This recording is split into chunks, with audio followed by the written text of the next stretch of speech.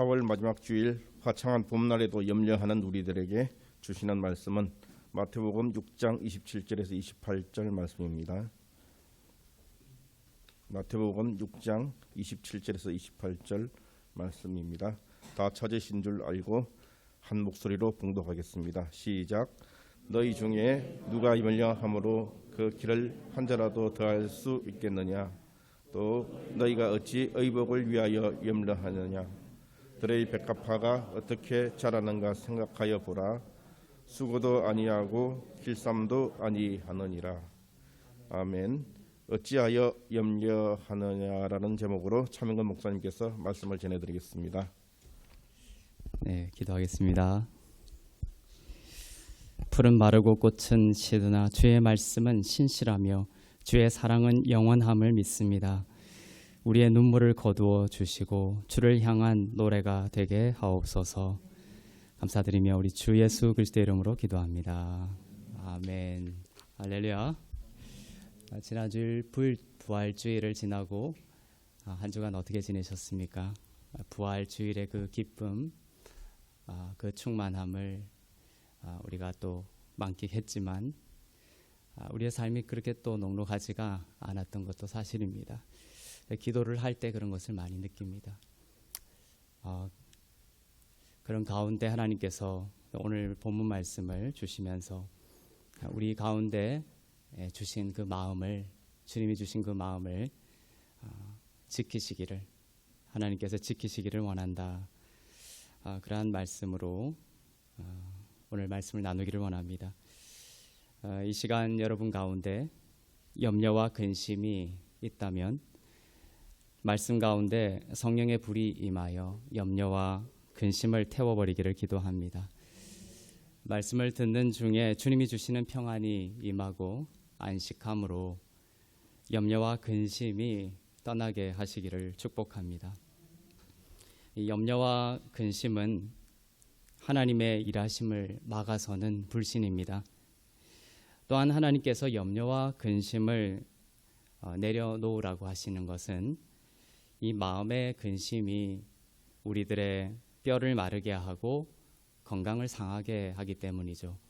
주님은 오셔서 모든 아픈 자들을 치유하셨는데 그것이 우리가 건강해지고 또 건강한 모습으로 주와 동행하는 것이 주님의 마음인데 우리의 근심이 우리의 뼈를 마르게 하고 또 우리의 건강을 상하게 하는 것은 주님이 기뻐하시는 뜻이 아니겠죠.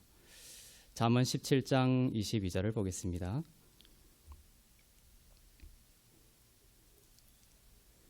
시작. 마음의 즐거움은 양약이라도 심령의 근심은 뼈를 마르게 하느니라. 다 공감할 겁니다.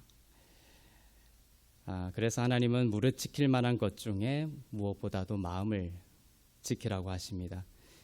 눈에 보이는 것들이 나빠지면 우리는 의아해하는 시점이 오지만 그보다 훨씬 전에 눈에 보이지 않는 그 마음에 염려와 근심이 자라났던 것입니다.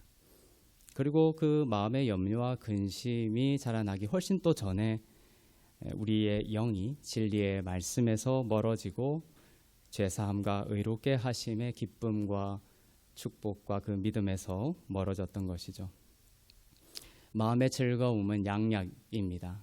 세상에 약국에 가고 병원에 가서 많은 약을 타오지만 다 부작용이 있습니다. 세상의 모든 약은 예외 없이 다 부작용이 있습니다. 하지만 하나님이 주시는 이 말씀은 부작용이 없습니다. 주님이 하시는 처방이죠. 무엇이 양약이 됩니까? 마음의 즐거움이. 물론 즐거울 수 없는 일들이 있다는 것 주님이 아시고 하시는 말씀입니다. 마음의 즐거움을 통해 건강하게 될 것이고 선한 열매를 맺게 될 것입니다. 하나님께서 여러분에게 예수 그리스도를 향한 참된 즐거움을 회복하게 하셔서 여러분의 모든 것들을 살아나게 하시기를 축복합니다. 기뻐하고 또 기뻐하고 또 기뻐하십시오.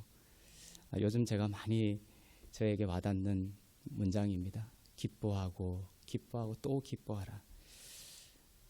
죽기 전에 문득 많은 사람들이 깨닫습니다. 참 제가 임종 예배를 가서 이런 말들을 많이 듣죠.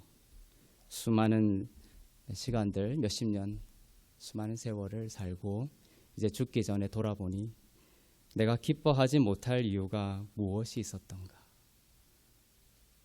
정말 그래서 떠나기 전에 그런 생각이 드는 거죠. 내가 기뻐하지 못할 이유가 무엇이 있었던가. 하지만 우리는 그 시점이 오기 전에 현재를 살아가면서는 이것 때문에 기뻐하지 못하고 저것 때문에 기뻐하지 못하고 수많은 이유들 속에서 하나님이 주신 그 즐거움을 잠식당하고 살아갑니다. 나는 왜 스스로 만든 마음의 깊은 감옥에 갇혀 있었을까? 그렇게 돌아보게 되는 거죠. 우리가 염려함으로 그 키를 조금도 자라게 할 수 없는데도 염려를 먹고 살아갑니다. 특히나 정말 많은 사람들이 다른 사람들이 나를 어떻게 생각할까라는 사람들의 그 정죄와 평가에 정말 과도한 신경을 쓰며 삶을 낭비하고 있습니다.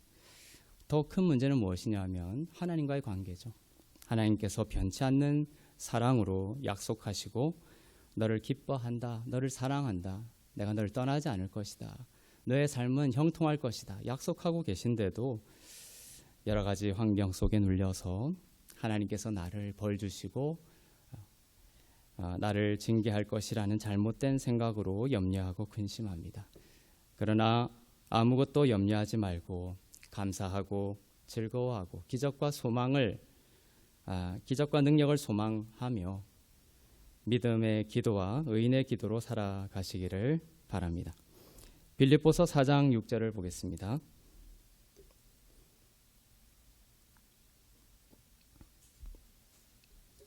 시작. 아무것도 염려하지 말고 다만 모든 일에 기도와 간구로 너희 구할 것을 감사함으로 하나님께 아뢰라. 여러분의 그 앞으로 미래의 시간 속에 기다리고 있는 것이 있습니다. 내 삶의 미래에는 무엇이 기다리고 있을까? 우리 생각하죠. 그것이 여러분에게 큰 기쁨을 줄 것입니다. 주님 안에서 주님이 주시는 약속입니다. 여러분이 예수 그리스도를 주야로 묵상하고 그분을 즐거워하면 여러분 앞에 형통함이 있을 것입니다. 시편 1편 3절입니다. 시작. 그는 시냇가에 심은 나무가 철을 따라 열매를 맺으며 그 잎사귀가 마르지 아니함 같으니 그가 하는 모든 일이 다 형통하리로다. 저는 이 성경의 이 말씀이 참 이상하고 신기했습니다. 그런 것 여러분 느끼지 않으셨는지 모르겠지만 하나님께서 애매하게 말씀하지 않는다는 거예요. 나를 주야로 묵상하는 자는 아마도 잘 될 것이다. 혹 잘 될 수도 있을 것이다. 형통할 수도 있겠지. 이렇게 말씀하지 않는다라는 것입니다. 그래서 제가 어느 날 정신이 번뜩 들었습니다. 이렇게 하나님께서 정말 명확하게 애매하게 말씀하지 않고 분명하게 말씀하시는 이유는 이분이 참 하나님이시기 때문이구나.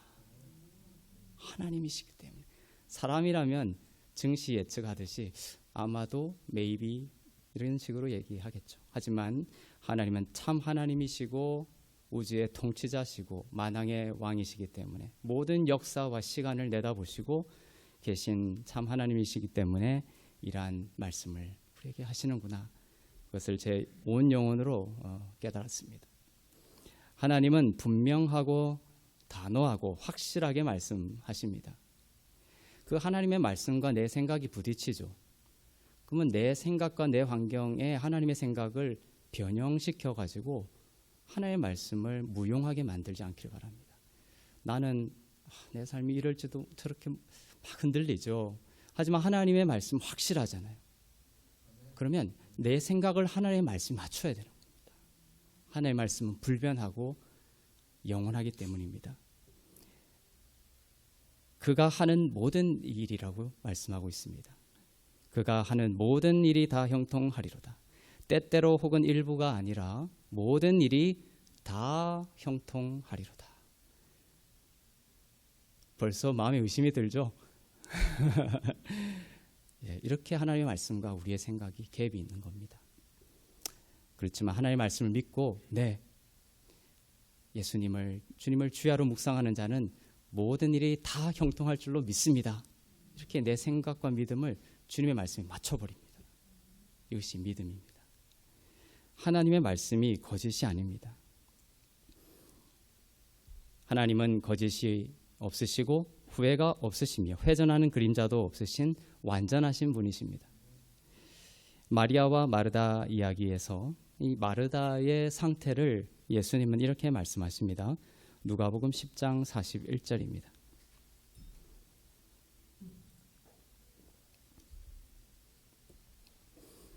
시작.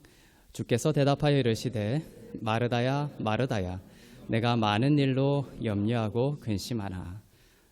마르다는 늘 염려하고 근심했습니다. 여기서 염려하다, 마르다는 염려하고 근심했다라고 할 때 이 염려하다라는 단어는 헬라어로 메림나오입니다. 메리스라는 단어에서 나온 거예요. 메리스는 부분, 파트란 뜻입니다. 메림나오, 이 파트, 부분을 뜻하는 단어에서 나온 것입니다. 근심하다, 염려하다, 메림나오가.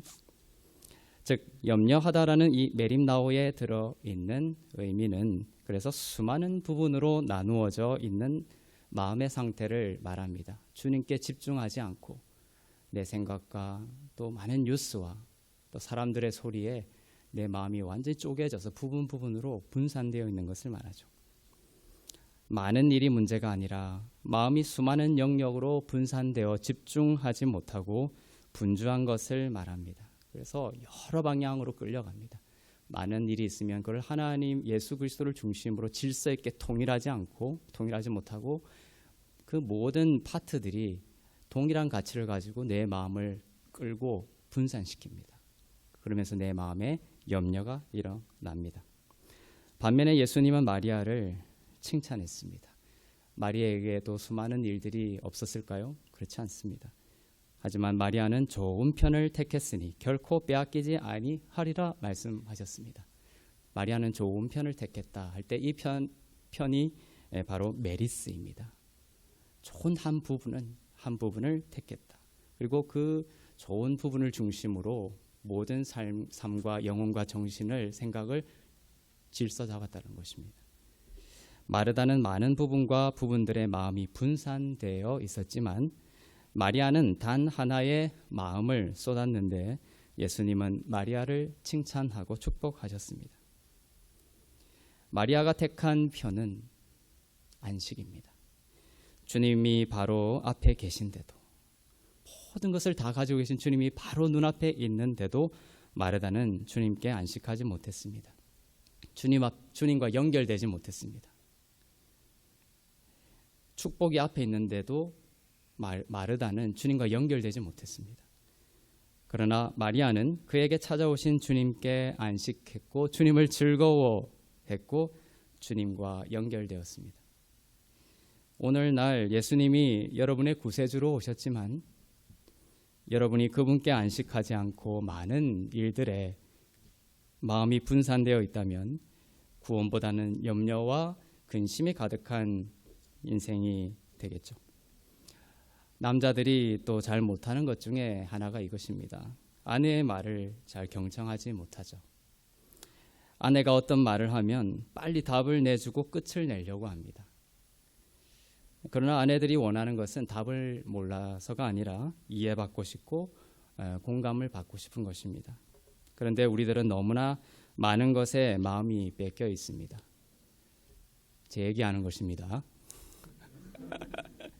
네, 아내가 무슨 말을 하면 딱 그 말이 귀에 안 들어옵니다. 내가 딴 데 마음이 정신이 팔려 있는 겁니다.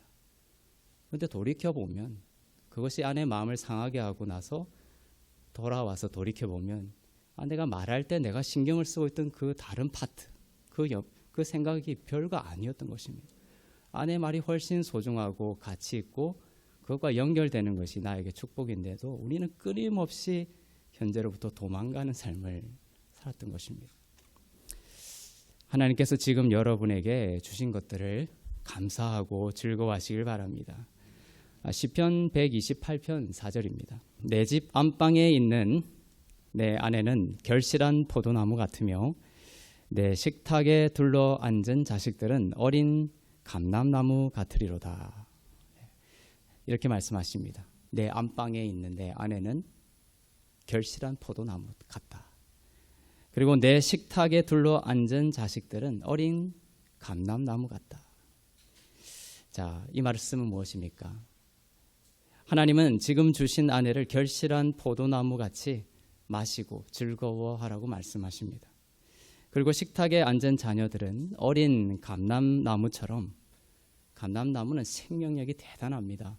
그것을 뿌리 뽑으려면은 나중에는 포크레인을 몇 대나 동원해야 됩니다. 어마어마한 생명력과 미래와 소망 가운데 있습니다. 아이들은 그 감람나무처럼 생명력과 번성함의 축복을 받고 있습니다. 그런 아이로, 그러한 하나님의 자녀로 알고 귀히 여기고 즐거워하라고 하십니다. 다른 포도나무를 마시지 않기를 바랍니다. 내 안방에 포도나무를 마시는 자는 하나님께서 반드시 축복하시겠다고 약속하십니다. 그래서 내 집 안방에 있는 내 아내는 결실한 포도나무와 같다라고 말씀하고 있습니다. 하나님은 지혜로우시고 신실하십니다. 마음이 분산되지 말고 하나님의 지혜로 지금 하나님이 주신 것들과 연결되어지고 주님 안에서 감사하고 축복하고 즐거워하시길 바랍니다. 그것이 하나님을 신뢰하는 것입니다. 하나님이 주신 것들을 최고의 것으로 생각하고 즐거워하고 기뻐하는 것이 하나님을 신뢰하는 것입니다. 그러면 마음에 참 평안이 있고 구원의 문이 열립니다. 참 평안이 거기서 오는 것입니다. 안식하는 것이 하나님을 신뢰하는 것입니다. 목사님, 일이 다 끝나지도 않았는데 어떻게 안식하고 쉴 수 있습니까? 그렇게 질문할 수도 있겠죠. 히브리서 4장 3절을 보겠습니다. 시작. 이미 믿는 우리들은 저 안식에 들어가는도다. 그가 말씀하신 바와 같으니 내가 노하여 맹세한 바와 같이 그들이 내 안식에 들어오지 못하리라 하셨다 하였으나 세상을 창조할 때부터 그 일이 이루어졌느니라. 이미 믿는 우리들은 이렇게 말씀하고 있습니다. 여러분도 믿는 자들입니다. 우리가 이 믿는 자들입니다. 믿는 여러분에게 이렇게 말씀하십니다. 이미 믿는 우리들은 저 안식에 들어가는 도다. 안식에 들어가는 것이 바로 하나님의 나라가 역사하시는 방식입니다. 여러분의 삶 가운데 하나님의 나라와 하나님의 생명과 치유와 회복과 또 하나님의 형통함과 인도하심을 받기를 원하십니까? 안식에 들어가기를 원합니다. 이것이 하나님의 나라의 하나님의 통치 원리입니다. 여러분은 안식하고 주님은 통치하십니다. 세상을 창조할 때부터 그 일이 이루어졌느니라 이렇게 말씀하고 있습니다. 놀라운 선포입니다. 세상이 창조될 때부터 이미 이루어졌다. 믿는 자들은 불안정하고 불확실한 미래를 두려워하며 사는 자들이 아니라고 하십니다. 세상을 창조할 때부터 하나님이 그리스도 예수의 십자가 안에서 여러분을 향한 모든 공급이 다 이루어졌다라고 말씀하고 있습니다. 여러분을 온전하게 하기 위한 필요한 모든 하나님의 사역은 이미 끝이 났습니다. 계시록 13장 8절을 보겠습니다. 죽임을 당한 어린 양의 생명책에 창세 이후로 이름이 기록되지 못하고 이 땅에 사는 자들은 다 그 짐승에게 경배하리라. 자, 여기에 보면 번역에 오해의 소지가 있게 번역이 되어 있습니다. 원문으로는 창세예라고 되어 있는데 그 창세예가 생명책을 꾸며주는 것이 아니라 죽임을 당한 어린 양을 꾸며주고 있습니다. 원문에 보면 무슨 말이냐면 창세 전에 이것이 꾸며주는 것이 생명책이 아니라 죽임당한 하나님의 어린 양을 꾸며주고 있다는 것입니다. 원문에 보면 그런데 이 번역을 보면 이렇게 오해할 수 있습니다. 창세 이후로 그 생명책에 기록되지 않은 자, 이렇게 오해할 수가 있죠. 창세 전에 죽임을 당한 어린 양의 생명책에 여러분의 이름이 기록이 이미 되어 있다라는 것입니다. 그 창세 전이라는 것이 꾸며주는 것이 어린 양이라는 것에 주의하십시오.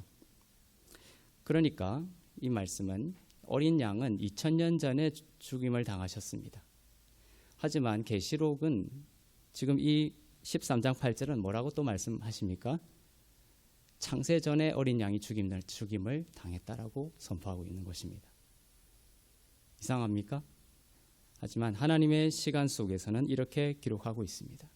하나님의 시간 속에서는, 시간 없는 하나님의 시간 속에서는 어린 양은 2000년 전에 죽임을 당한 것이 아니라 창세 전에 이미 죽임을 당했다라는 것입니다. 인간의 역사가 펼쳐지기 전에 이미 어린 양이 죽임을 당했다. 죽임을 당했기 때문에 그 어린 양의 죽음을 통하여 구속받은 택정함을 받은 자들은 이미 그 생명책에 창세전부터 기록된 것이 마땅한 바가 되는 것입니다. 인간의 시점으로 보면 2000년 전에 예수님이 죽임 당하셨지만 시간 밖에 계시고 시간을 초월하신 하나님의 관점에서 이 계시록 13장 8절이 기록되고 있습니다. 그래서 성경은 인간의 그 크로노스적인 관점에서 기록된 부분이 있고 하나님의 시간이 없는 하나님의 시간 밖에 하나님의 그 시간 속에서 카이로스적인 관점에서 기록하고 있는 부분도 있습니다. 예수님은 창세전에 이미 죽임 당하셨고 택정하신 자들은 생명책에 이미 기록이 되어 있습니다. 그리고 선후로 펼쳐지는 방식인 인간의 시간과 역사 속에 그 역사, 하나님의 시간 속에서 이미 완성된 역사를 하나님이 펼쳐 놓으시는 것이죠. 펼치고 계신 것입니다. 그러니 아무것도 염려하지 말고 안식하십시오. 하나님께서 모든 것을 이미 창세전에 마치셨습니다. 하나님은 우리에게 그분께서 완성하신 그 자리에서 출발하라고 하십니다. 너희들이 마칠 필요가 없다. 내 아들이 다 이루었다라고 하십니다. 마음이 염려로 가득 찰 때 예수님이 십자가를 완성하시고 외치신 말씀을 고백하여 보시길 바랍니다. 주님이 다 이루셨습니다. 나는 그 안에 안식합니다. 이것보다 우리의 영혼을 잠재우는 것이 있습니까? 우리들이 해야 한다, 너희들이 마쳐야 한다, 이것이 아닙니다. 염려와 근심이 솟구칩니다. 하지만 십자가에서 주님이 십자가를 지시기 마지막 말씀이죠. 이 말씀을 하시고 십자가에서 운명하셨습니다. 다 이루었다. 내가 다 이루었다. 나는 그 다 이루심 안에 안식합니다. 믿는 자들은 아직 오지 않은, 아직 없는 그 완전함을 이루기 위해 고군분투하는 것이 아니라 그리스도 안에서 주신 완성함, 그리스도 안에서 주신 그 온전함으로부터 걸어 나가는 것입니다. 우리는 많은 경우 하나님께서 이미 이루셨다라고 하는 모습을 위해 이루기 위해 열심히 애쓰는 그러한 잘못이 있습니다. 십자가에서 이미 완성하신 것을 완성하기 위해 노력하는 삶을 살고 있습니다. 우리는 십자가에서 이미 패배한 원수를 패배시키기 위해 노력하고 있습니다. 잘못된 것입니다. 이미 패배한 것들을 패배시키기 위해 노력하는 것이 불신앙입니다. 심지어 주께로 더욱 가까이 가려고 노력하는 것마저도 그럴 때가 있습니다. 이미 여러분은 주님과 가까이 있습니다. 여러분의 노력으로 더 가까이 갈 수 없을 만큼 주님과 가까이 있습니다. 말씀을 통해 주님께 더욱 가까이 간다라는 말은 말씀을 통해 우리가 주님과 이미 가까워졌다라는 것을 발견하는 것입니다. 이미 가까워진 것을 알고 믿게 되면 하늘의 문이 열리게 됩니다. 기도할 때, 주님 앞에 설 때 주님과 가깝지 않고 먼 느낌이 있습니까? 말씀을 통해 또 기도를 통해서 하나님과 가까워져야 되는 것입니다. 그런데 그 가까워져야 된다는 말의 뜻은 뭐다? 바로 이미 가깝다라는 것을 말씀과 기도를 통해 깨닫고 믿게 되는 것입니다. 그럴 때 기도의 응답이 되고 하늘의 문이 열리는 것입니다. 예전에 제가 잘못 생각했을 때에는 하나님은 저 높은 곳에 있고 나는 이 낮은 곳에 있어서 기도하기를, 하나님, 나는 이 메마른 골짜기에 있고 나는 하나님이 필요합니다. 나의 기도에 응답해 주소서, 이렇게 기도했습니다. 그렇게 할수록 무엇이 느껴졌냐면 하나님과의 멀어진 거리를 더욱 느꼈습니다. 그래서 은혜의 복음으로 하나님을 바르게 알아가는 것이 중요합니다.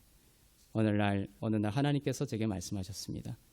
나에게 가까이 오려고 노력할 필요가 없다. 이미 너는 나의 임재 속에 있다. 이미 나는 너와 가깝다.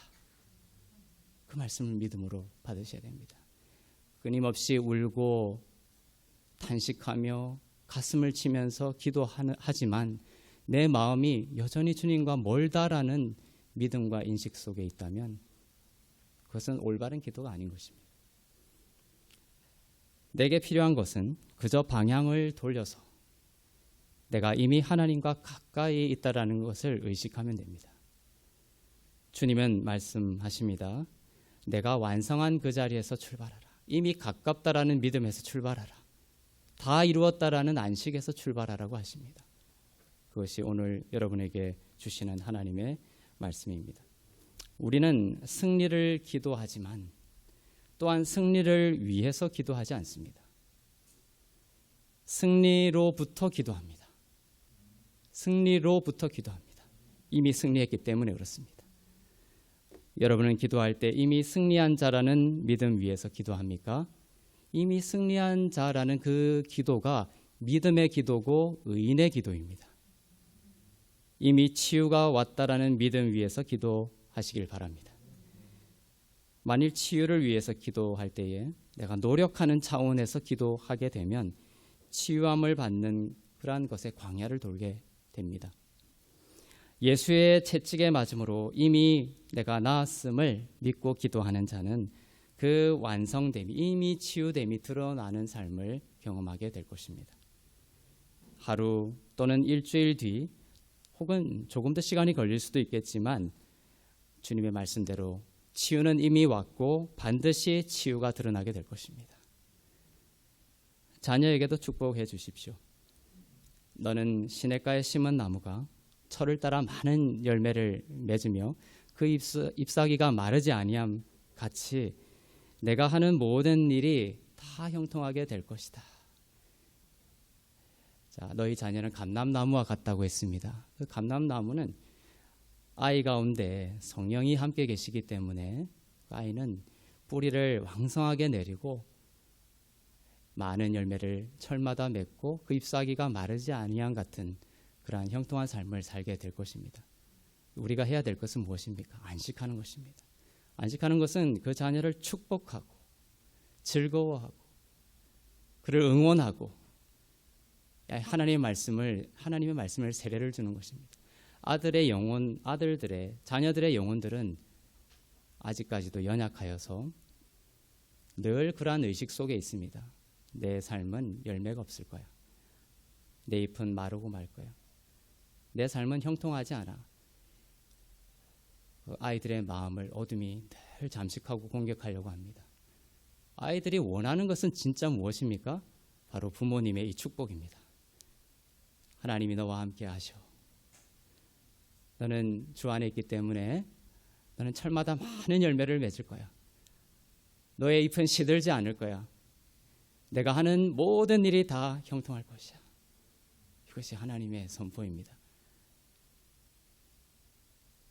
비를 맞고 자라듯이 이 축복의 세례를 받고 자녀들은 자라게 될 것입니다. 그리고 때가 되면 이미 주신 그 하나님의 나라가, 이미 주신 그 완성함이 드러나게 될 것입니다. 그래서 여러분이 하는 것이 아닙니다. 여러분이 양육하는 것이 아니고 친권자는 하나님이시고 하나님의 말씀이 자녀들에게 흘러갈 수 있도록 늘 축복하고 즐거워하시길 바랍니다. 여러분이 취할 태도는 안식에 들어가기를 힘쓰는 것이다. 모든 일들이 맞춰졌기 때문입니다. 하나님 아버지, 나는 원수를 물리치기 위해 노력하지 않겠습니다. 주의 십자가로 원수는 패했고 이 질병은 이미 패했고 이미 질병은 주의 채찍에 맞음으로 나는 이미 나았고 나는 지금 명한다. 원수는 예수 그리스도의 이름으로 이 자리에서 떠날지어다. 이미 패배했기 때문에 여러분이 선포할 수 있는 겁니다. 이 사단과 어둠과 질병의 뿌리를 향하여 여러분이 선포하고 명령할 수 있는 권한을 주신 것은 이미 승리했기 때문입니다. 애원하지 마십시오. 사단에게 명하십시오. 무화과 나무 뿌리를 향하여 저주하고 명령하사 무화과 뿌리가 마른 것처럼 예수 그리스도의 이미 승리한 예수의 이름으로 선포한다. 나는 이미 치유함 받았다. 모든 질병의 뿌리는 묶임을 받고 떠날지어다. 나를 염려하고 나를 두렵게 하는 모든 어둠의 권세는 예수 그리스도의 이름으로 묶임을 받고 떠날지어다. 하늘에 평안이 임할지어다. 그러면 하나님께서 일하실 것입니다. 사단이 여러분을 공격하는 방식은 염려와 근심, 소음과 분주함을 통해서입니다. 그래서 사단은 여러분이 잠잘 때에 나쁜 꿈 같은 것을 통해 공격하기도 합니다. 왜 꿈 속으로 들어옵니까? 그것은 잘 때 바로 안식하고 있는 모습이기 때문에 그렇습니다. 그 안식의 자리를 흔드는 것, 그래서 염려하고 근심하게 하는 것이 사단이 그리스도인들을 공격하는 가장 아주 최고의 방법이기 때문에 그렇습니다. 눈 뜨고 잠자지 않을 때 우리를 공격하다가 이것이 안 되면 우리가 자고 있을 때 꿈속으로 들어와서 우리의 잠 가운데 나쁜 꿈과 나쁜 잠을 통해서 우리의 목표는 뭡니까? 우리의 안식을 흔들려고 하는 것입니다. 나쁜 꿈을 꿨습니까? 그럼 일어나서 이 꿈이 뭔가 해몽하려고 하지 마십시오. 안식이 흔들렸으면 예수의 이름으로 나의 꿈의 안식을 흔드는 나의 영혼의 안식을 흔드는 어둠의 권세는 떠나갈지어다. 명령하십시오. 이스라엘 백성들이 출애굽의 구원을 받고 나서였습니다. 출애굽하고 났습니다. 이미 구원받은 자를 향한 말씀입니다. 그리고 출애굽 이후에 첫 전투가 있었습니다. 첫 번째 전투였습니다. 이것은 사단이 구원받은 성도들을 공격하는 방식이 어떤 것인지 전형적인 크리스찬들이 믿는 자들을 향해서 사단이 공격하는 전형적인 공격 방식이 무엇인지를 나타냅니다. 첫 전투입니다.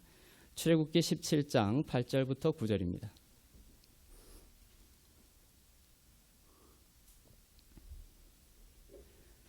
시작. 그때에 아말렉이 와서 이스라엘과 르비딤에서 싸우니라. 모세가 여호수아에게 이르되 우리를 위하여 사람들을 택하여 나가서 아말렉과 싸우라. 내일 내가 하나님의 지팡이를 손에 잡고 산 꼭대기에 서리라. 아말렉이 공격을 해왔습니다. 전투가 일어난 장소는 어디입니까? 르비딤입니다. 르비딤의 이름의 뜻은 안식의 자리라는 뜻입니다. 안식의 자리를 아말렉이 쳐들어왔습니다. 이것을 통해 알 수 있는 것은 마귀는 여러분이 안식하지 못하도록 공격한다는 것입니다. 최고의 공격입니다. 사단으로서는. 여러분이 마리아와 같이 안식의 자리에 있을 때 사단은 여러분을 취할 수 없습니다. 사단이 여러분의 영혼을 가지려고 하고 여러분의 영혼을 망가뜨리고 무너뜨리려고 할 때 사단이 여러분의 영혼을 건드릴 수 없게 하는 최고의 방법은 바로 마리아처럼 안식의 자리에 있는 것입니다. 르비딤을 공격한다는 것입니다. 사단이 안식을 방해하는 이유는 안식할 때 열매가 맺히고 그리스도의 영광에 이르기 때문입니다. 안식의 자리에 있다는 것은 믿음의 자리에 있다는 것입니다. 감정의 영역에 있는 것이 아닙니다. 감정은 요동치고 절망스러울 때도 있고 모든 것을 다 포기하고 싶을 만큼 감정은 요동치고 또 어떤 때는 좋아지기도 하고 그렇죠. 하지만 안식의 자리에 있다는 것은 믿음의 자리에 있다는 것입니다. 믿음의 자리는 무엇입니까? 하나님의 말씀을 예수 그리스도의 십자가로 이미 주신 것으로 믿고 받아들이는 것입니다. 감정은 막 요동쳐도 이 말씀을 선포하시는 거예요. 우리의 영혼에 철을 따라 많은 열매를 맺고 잎사귀가 마르지 아니하고 하는 모든 것이 형통할 것이다. 안식한다는 것은 약속의 땅에 있는 것과 같습니다. 약속의 땅에서는 모든 것이 여러분을 위해 흐르고 있습니다. 하나님의 은총이 흘러나오는 자리에 있는 것입니다. 안식에 들어가기를 힘쓰라라고 하셨습니다. 그 안식의 땅은 구약에서 말하던 젖과 꿀이 흐르던 가나안 땅입니다. 약속의 땅입니다. 그것을 히브리서에서는 안식의 땅이라고 말씀하고 있다고 말씀드렸습니다. 그 말씀 무엇입니까? 젖과 꿀이 흐르는 땅은 안식의 땅이다. 안식할 때 흐른다라는 것입니다. 여러분이 주께 안식할 때 젖과 꿀이 흐르게 될 줄로 믿습니다. 지난 설교에서 안식을 선포하면서 은혜의 순간인 지금에 대해서 나눴습니다. 은혜가 흐르는 지금의 순간을 헬라어로는 덱토스라고 합니다. 성경은 지금이 은혜 받을 때고 구원의 날임을 깨닫게 하십니다. 고린도후서 6장 2절 보겠습니다.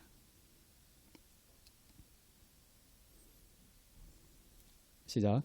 이르시되 내가 은혜 베풀 때에 너에게 듣고 구원의 날에 너를 도왔다 하셨으니 보라 지금은 은혜 받을 만한 때요 보라 지금은 구원의 날이로다.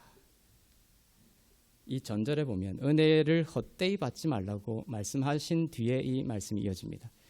하나님의 은혜를 사람들이 헛되이 받는 이유가 무엇이라는 뜻입니까?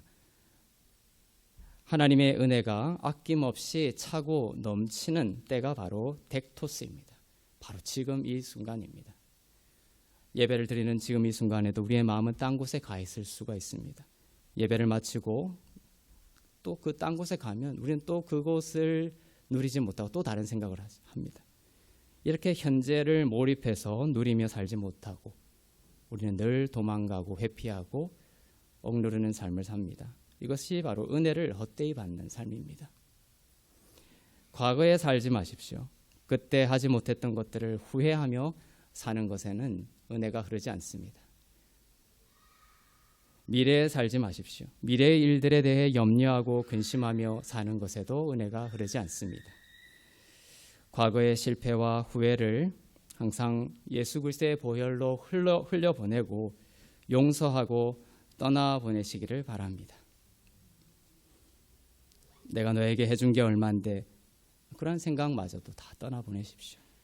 스스로 갇힌 것입니다. 미래에 주실 생명을 사랑하고 좋은 일이 올 것임을 소망하십시오.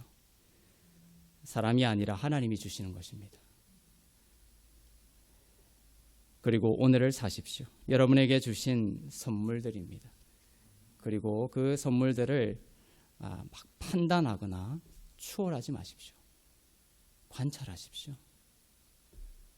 선입견을 가지고 그 사람은 내 경험과 내 선입견으로는 이런 사람이야 라고 추월해 가지 마시고 또 판단해버리지 마십시오. 모든 판단을 멈추고 관찰하는, 경청하는 것입니다. 계속 지켜보는 것입니다. 시간을 갖는 것입니다. 그리고 즐거워하고 축복해 주십시오. 골방으로 숨지 마시고 주시는 현실에 축복자로 마주하시기를 바랍니다. 아말렉이 르비딤을 공격했다고 했습니다. 르비딤은 안식의 자리라고 했습니다. 이 아말렉이 공격했다고 했는데 아말렉의 뜻은 무엇입니까? 그것은 히브리어로 painful toil, 즉 고통스러운 수고란 뜻입니다. 고통스러운 수고. 아말렉이 르비딤을 공격한 것은 고통스러운 수고가 안식의 자리를 공격하는 것입니다. 사단은 우리로 하여금 고통스러운 수고를 하게 하여 안식의 자리를 떠나게 만듭니다. 제가 젊을 때도 이 자녀를 어떻게 양육할까? 사단이 제게 주는 음성은 열심히 수고하면 돼. 너가 노력하면 되지. 이것도 알고 저것도 알고 이것도 하고 저것도 해서 완벽하게 너가 철저하게 너의 삶을 잘 관리해서 자녀를 양육해야 돼.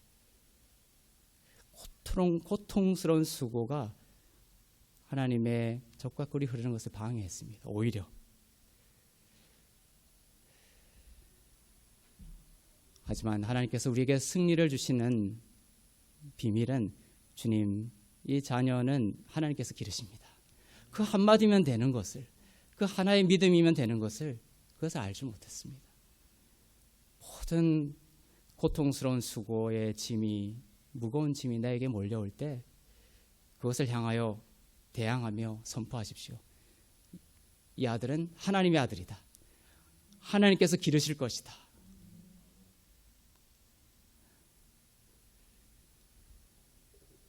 이 전쟁에서 모세가 산을 오릅니다. 모세가 손을 들면 이스라엘이 이겼고 모세가 손을 내리면 이스라엘이 졌습니다. 그것이 계속 반복됐습니다. 졌다가 이겼다, 졌다가 이겼다. 그래서 아론과 훌이 와서 모세의 손을 들어주었습니다. 그런데 정말로 이스라엘이 완전하게 승리할 때는 언제였냐 하면 모세로 하여금, 그들이 아론과 훌이 모세로 하여금 앉게 했을 때, 모세로 하여금 앉게 했을 때 이스라엘은 승리했습니다. 그리스도와 함께 앉아 있는 여러분의 모습을 잊지 마시길 바랍니다. 여러분이 그리스도 앞에 앉을 때 승리하게 될 것입니다. 그리고 여러분이 앉을 때, 즉 안식할 때 승리가 삶에 넘치게 될 것입니다. 세상과 다른 하나님 나라의 승리의 방법입니다. 시편 23편 5절을 보겠습니다. 주께서 내 원수의 목전에서 내게 상을 차려주시고 기름을 내 머리에 부으셨으니 내 잔이 넘치나이다. 원수 앞에서 상을, 테이블을 차려주십니다. 잔치상을 차려주십니다. 승리의 상입니다. 상 위에는 포도주와 떡이 있습니다. 예수 그리스도의 몸과 피가 있습니다. 승리의 상입니다. 그것을 원수들이 보는 그 앞에 차려주신다는 것입니다. 그때 원수는 패배하게 된다는 것입니다. 여러분이 나가서 칼과 창으로 여러분의 능력으로 싸우는 것이 아닙니다. 승리의 비밀을 말씀하고 있습니다. 원수의 목전에서 승리의 상을 차려주시고, 주께서 승리하셨습니다. 떡과 포도주를 우리 성찬합니다. 승리의 시간이에요. 나에게 얼마나 많은 죄가 있는지 고백하는 시간이 아닙니다. 성찬식은 승리, 주께서 승리하셨습니다. 주께서 나의 모든 죄를 다 사하셨습니다. 주께서 채찍에 맞음으로 내가 나음을 입었습니다. 그것처럼 떡과 포도주를 들고 먹으며 원수의 그 목전에서, 눈앞에서 예수 그리스도와 함께 즐거워하고 축복하고 기뻐하며 잔치를 베풀 때 원수는 그 이미 패한 그 패배를 우리에게 드러내게 될 것입니다. 테이블에서는 서지 않습니다. 원수의 목전에서 상을 베푼다. 테이블을 베푸십니다. 그런데 그 테이블을 받는 우리들은 서지 않습니다. 테이블 앞에서 우리는 앉아야 합니다. 오병이어의 기적을 경험하기 위해 풀밭에 앉아야 했던 백성들처럼 말입니다. 5,000명을 먹이고도 12광주리가 남았던 그 오병이의 기적, 백성들의 태도가 뭐였습니까? 전부 앉았습니다. 풀밭에 앉아서 주님의 기적을 경험하게 되었습니다. 마태복음 6장 27절에서 28절 보겠습니다. 너희 중에 누가 염려함으로 그 키를 한 자라도 더할 수 있겠느냐? 또 너희가 어찌 의복을 위하여 염려하느냐? 들의 백합화가 어떻게 자라는가 생각하여 보라. 수고도 아니하고 길쌈도 아니하느니라.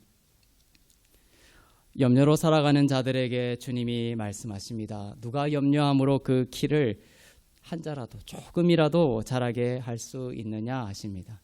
키를 자라게 하고 우리를 성장시키고 우리의 삶의 생명을 잉태하게 하는 것은 하나님께서 하신다라는 것입니다. 여기서 누가 염려함으로 이렇게 되어 있습니다. 여기서 염려하다라는 이 단어가 바로 마르다가 염려했다라고 할 때 그 염려와 같은 메림나오입니다. 분산되어 있는 생각이 주께로 모아지지 않고 생각이 분산되어 있는 것입니다. 키가 자라는 것은 주께 맡기고 지금을 덱토스, 은혜가 넘치는 지금을 하나님의 시간으로 인정하고 즐거워하고 축복하는 것이 낫습니다. 들의 백합화를 주님께서 말씀하고 있습니다. 들의 백합화를 보라. 들의 백합화가 얼마나 아름답게 자라는지를 보라. 요즘 그 봄에 많은 아름다운 꽃들이 피어 있습니다. 우리들도 그 꽃들을 봅니다. 주님이 그 꽃들을 향해서 지목하시면서 하시는 말씀입니다. 그들이 어떻게 자라는가를 보라. 하나님께서 많은 사람들이 신경도 쓰지 않는 들의 백합화조차 온 마음으로 돌보고 계시는 것이 참으로 놀랍습니다. 하물며 너희는 더 귀하지 아니하냐 이렇게 탁 덧붙이는 것입니다. 하나님께서 사람들이 신경도 쓰지 않는 그 들의 백합화도 기르시고 돌보시는데 하물며 더 귀한 너희일까 보냐. 내가 너희를 기르리라. 너의 자녀를 기르리라. 너의 가정을 내가 붙들리라. 걱정하고 염려하지 말라. 오늘 말씀하십니다.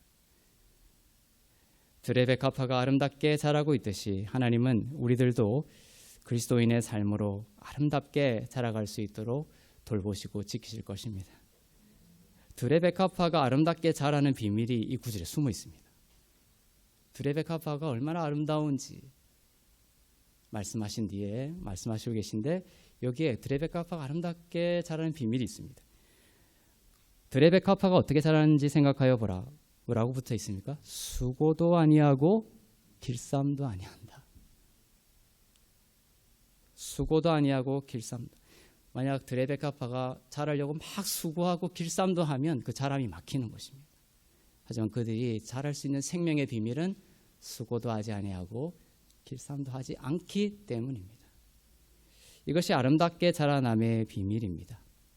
그래서 자녀들도 나는 하나님이 내 삶의 통치자시고 주권자야. 나는 하나님 안에 있기 때문에 반드시 잘 될 거야 라는 이 수고하지 않는 안식의 믿음이 그 아이에게는 최고의 믿음이 되는 것입니다. 그 아이에게 나는 이러한 능력도 있고 나는 이것도 잘하고 나에게는 이러한 커리어도 있고 나는 뭐 지금 전교 1등이니까 이것이 자녀의 삶에 길을 내는 것이 아닙니다. 수고하지 아니하고 길쌈도 하지 아니하고 하나님께서 들의 백합화를 돌보는 것보다 더욱 아름다운 모습으로 나의 삶을 붙들고 있다라는 그러한 믿음이 이 말씀을 통하여 자녀들에게 흘러갈지어다. 여기서 길쌈이라고 나와 있습니다. 길쌈도 하지 않고 되어 있죠. 이 길쌈이 히브리어로 뭐냐면 아말입니다. 아말렉과 같은 어원에서 나온 것입니다. 백합화는 길쌈도 아니합니다. 즉 고통스러운 수고를 하지 않습니다. 오직 주님이 돌보실 것을 믿고 창조주의 영광을 즐거워하고 기뻐함으로써 아름답게 자라고 있는 것입니다. 스트레스 가운데 수고하고 길쌈하는 염려와 근심이 예수 그리스도의 이름으로 떠날지어다. 주님께서 여러분을 돌보십니다. 하늘의 평안이 임할지어다. 너는 공중의 새보다 귀하며 들의 백합화보다 귀하니라. 너는 내 것이며 나는 너의 하나님이라.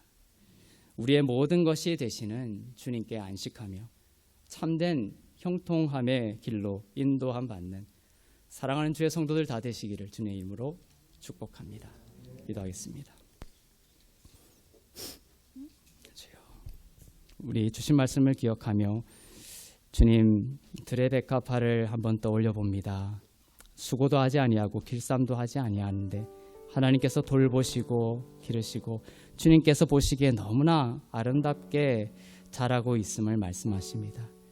너희는 그 꽃보다 귀하니라. 내가 그들을 위하여 피를 흘리진 않았지만 너를 위하여는 내 피를 흘렸느니라. 너를 위하여 내가 하늘 보자 버리고 이 땅에 와서 다 이루었느니라. 나의 모든 것을 너를 위해서 주었노라. 너는 내 것이라. 너는 염려하고 두려워하지 말라. 나의 의로운 손은 너를 붙들고 결코 놓지 아니하리라. 하늘의 사망과 죽음과 하늘의 어떤 어둠의 권세도 나의 너를 향한 사랑으로부터 끊을 수 없느니라. 주님 그 말씀을 믿습니다. 안식하기를 원합니다. 주님 안식에 들어가는 삶을 허락하여 주시옵소서. 주님이 주신 말씀 앞에 주님 잠잠히 앉기를 원합니다. 분주한 마음을 내려놓고 지금 주님께서 우리에게 허락하신 지금 이 덱토스, 지금의 이 시간과 지금 주신 모든 하나님의 선물들을 기뻐하고 즐거워하며 경청하며 관찰하며 시간을 보내며 축복하며 사랑하며 주님이 이 구원의 때를 염려 없이 지날 때에 주님 우리의 미래는 주님께서 약속하신 바대로 모든 일에 다 형통할 줄로 믿습니다. 하나님 많은 열매를 철마다 맺고 그 잎은 시들지 아니함 같으니 주님 우리의 삶이 주님 손에 붙들린 삶임을 기억하게 하여 주시옵소서. 우리의 힘과 노력과 우리의 수고와 우리의 애씀으로 살아가는 수고하고 길쌈하는 삶이 아니라 주님이 내 삶을 돌보시도록 허락해 드리며 주님 나의 삶은 주님께서 통치하시고 다스리십시오. 맡겨드리며 안식하는 참된 평안과 생명의 삶이 될 수 있도록 이 시간 모든 염려와 두려움을 주께 던지고 주님 품 안에 안식하는 주의 사랑하는 자녀들 다 될 수 있도록 인도하여 주시옵소서. 함께 기도하겠습니다. 사랑의 하나님 감사합니다. 오늘 말씀을 통해 안식에 들어가기를 힘쓰기를 원하는 주님의 말씀을 받습니다. 하나님 나의 생각이 쪼개져 있고 분산되어 있고 너무 많은 것으로 염려하고 있습니다. 내 속이 내 생각이 전쟁터와 같습니다. 포탄이 떨어지고 피가 철철 흘리는 것 같은 것은 바로 나의 영혼입니다. 주님 이 어둠과 같은 내 생각 속에 내 영혼 속에 자정하여 주셔서 다스려 주시옵소서. 염려하지 말라라고 말씀하십니다. 그 말씀을 선포하게 하여 주시옵소서. 나의 힘과 능력으로 이 모든 전쟁을 끝내는 것이 아니라 예수의 십자가로 이 전쟁이 이미 승리한 것임을 믿고 주님 앞에 내 삶을 맡기게 하여 주시옵소서. 주님을 즐거워하게 하여 주시고 주님이 주신 것들을 기뻐하게 하여 주시고 감사하게 하여 주시고 비판과 평가와 주님 모든 비난을 내려놓고 오직 내 삶 가운데 흘려보내 주실 하나님의 온전한 생명을 기대하며 기적을 기대하며 축복을 기대하며 주님 앞에 내 삶을 나의 자녀를 이 가정을 맡겨드리는 주님 정말 안식의 삶이 되게 하여 주시옵소서. 모든 염려와 근심은 예수 그리스도의 이름으로 묶임을 받고 떠날지어다. 성령의 생수의 강이 흐를지어다. 모든 두려움은 떠날지어다. 하늘의 평화가 임할지어다. 내가 너를 사랑하노라. 끝없이 사랑하노라. 내가 너를 기뻐하노라. 또 기뻐하노라. 또 기뻐하노라. 내가 너를 즐거워하노라. 내가 너를 떠나지 아니하리라. 내가 내 삶의 주인이 될 것이다. 내 자녀를 내가 돌볼 것이다. 염려하지 말아라. 나는 너의 하나님이라 만왕의 왕이라 구세주니라. 주님 감사합니다. 의로운 오른손으로 우리의 마음을 붙들어 주시고 우리의 영혼을 붙들어 주시고 우리의 자녀를 붙들어 주시옵소서.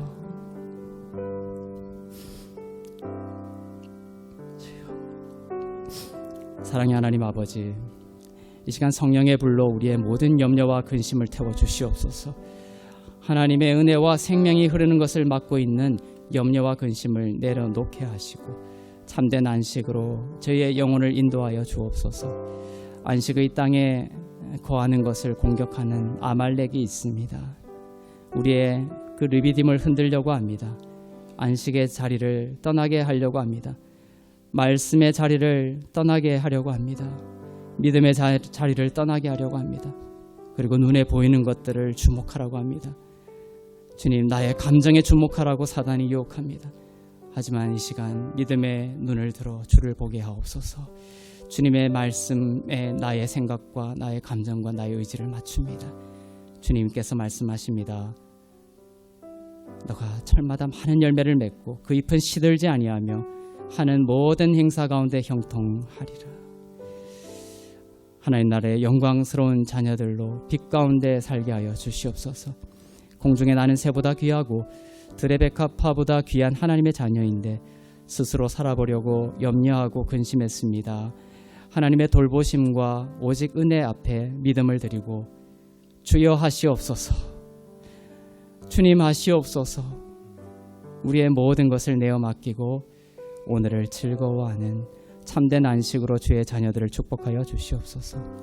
전쟁이 있는 모든 땅마다 평화가 임하게 하여 주시고 이 시간 질병 가운데 있는 환우들 진리의 말씀으로 그리스도의 보혈의 능력으로 낫게 하여 주시며 모든 질병의 공격이 멈추게 하여 주시고 예수가 채찍에 맞음으로 내가 온전히 나음을 입었음을 고백하며 하나님의 온전한 치유하심을 경험하는 그리스도의 사랑을 물붓듯 부어 주시옵소서.